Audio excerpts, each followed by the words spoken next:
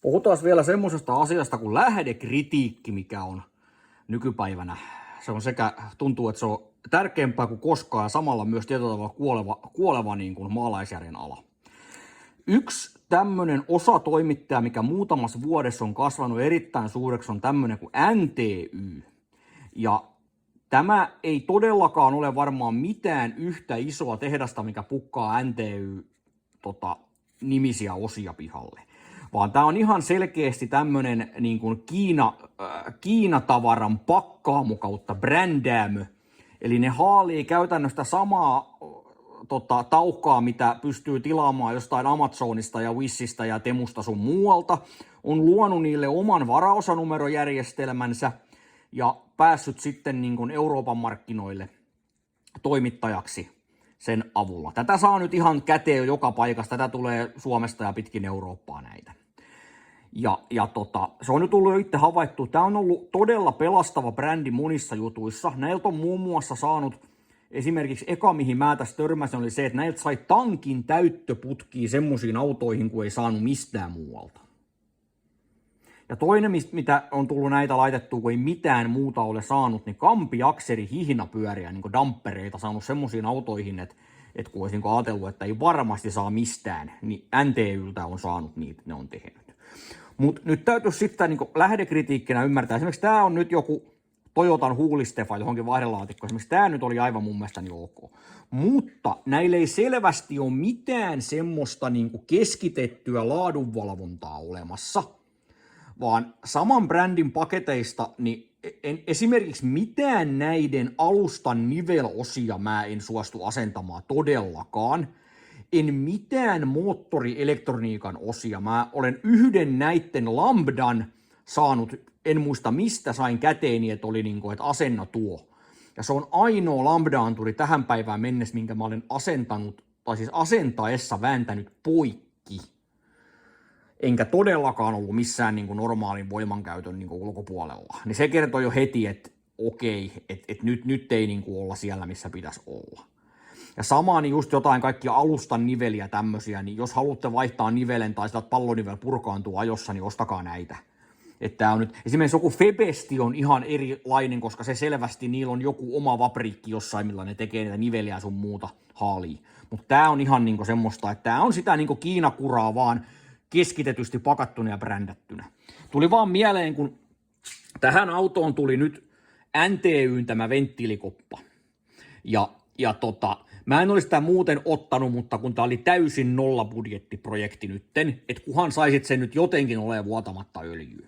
Ja Febi Bilsteinia olisi saanut venttiilikoppaa, mutta se oli ihan sitten melkein, oli joko puolet kalliimpi, tai kaksinkertainen hinta, mitä niin tämä NTY oli halvin. Mutta kyllä tässä nytkin vähän kävi sillä lailla, että melkein olisi tullut sama hintaiseksi ottaa se Febi Bilstein, koska sinällään tämä on mitoitukseltaan ihan ok. Se sopii paikalleen, siinä tuli mukana tiivisteet, jotka sopii paikalleen, siinä ei mitään. Pultit, tässä on ristimitta on ihan ok, pultit menee paikalleen muuta. Mutta sitten oli muutamia tämmöisiä juttuja, mitkä nyt taas kertoo, että ei olla siellä niinku varsinaisesti laatuosan lähteillä. Ensinnäkin tätä nokka-akselin anturin reikä, pultin reikä ja siellä oleva jenka-insertti oli kyllä, mutta ei lainkaan ollut tähän torniin koneistettu tätä reikää tälle. Eli sen joutui itse siihen poraamaan ja Mirkelillä tekemään, että anturin. Mä luulin, että siinä on vain joku tulppa, mutta ei ollut, vaan se oli ihan umpimuovia. Se joutui tekemään siihen itse. Toinen oli tämä, että tämä huohotuksen letkulähtö, niin tää on väärän kokonen. Eli mä jouduin siihen tekemään silikooniletkusta tommosen adapteripätkän siihen, koska tätä alkuperäistä letkua ei saa tohon päälle menee mitenkään. Ja tämän letkun kanssakin mä jouduin hiomaan tosta pahimpia valuräppeitä pois, että se sopi tohon. Tää on taas semmoista, että se on nyt hienoa, että nykyään saa semmosia osia, mitä ei ole ennen saanut.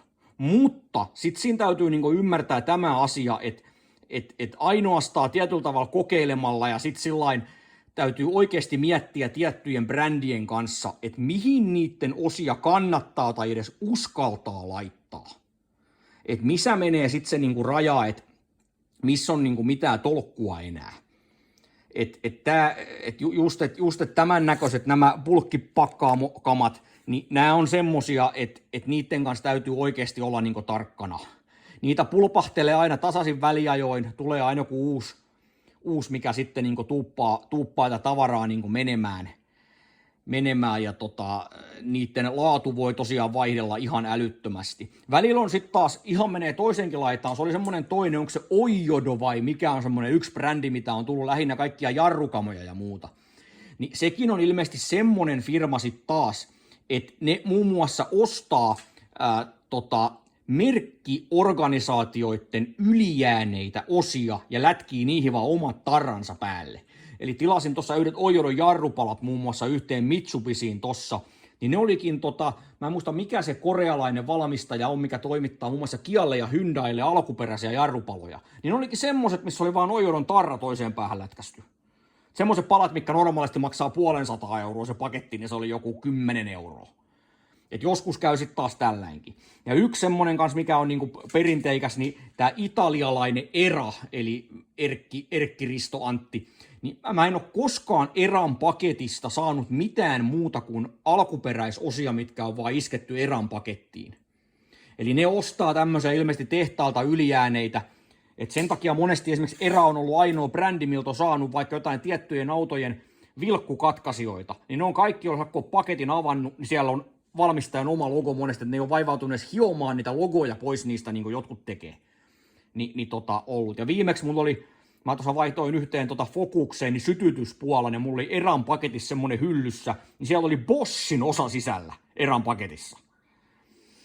Nämä on tämmöisiä mielenkiintoisia, mitä tämä niin myöhäisen vaiheen kapitalismi välillä niin aiheuttaa. Mutta kannattaa tosiaan miettiä sitä, että ottaako vähän kalliimman osan. Mä veikkaan, että jos olisi Febipilstainen tullut, niin tossa olisi ollut valmis reikä ja toi olisi luultavasti sopinut. Nyt ei sopinut ja nyt saa vähän jännetä, mutta tää nyt rupeaa sen verran tietyllä tavalla ehtoopuolella tämä autokin, että mä veikkaan, että toi venttiilikoppa ei ole se ongelma, mikä tästä seuraavana hajoaa. Se on aina vähän semmoista, että pohdintaa ja harkinnan varassa sitten, että ja nämä on myös semmoisia juttuja, missä kokemus opettaa kyllä hyvin pitkälle, että mitä siitä sitten niinku seuraa. Et kyllähän se olisi kyllä mäkin tykkäisin, jos olisi hirveän kiva laittaa pelkkää alkuperäisosaa tai OL-autosta paikalleen, mutta sitten jos on aivan päättömästi hinnoiteltu tai kohdeauto on erittäin niin kuin sillain elämänsä loppuvaiheessa, niin sitten täytyy aina niin kuin tehdä niitä ratkaisuja, että onko siinä hyötyä enää niin kuin sitä tehdä. Mutta tämmöistä tällä kertaa.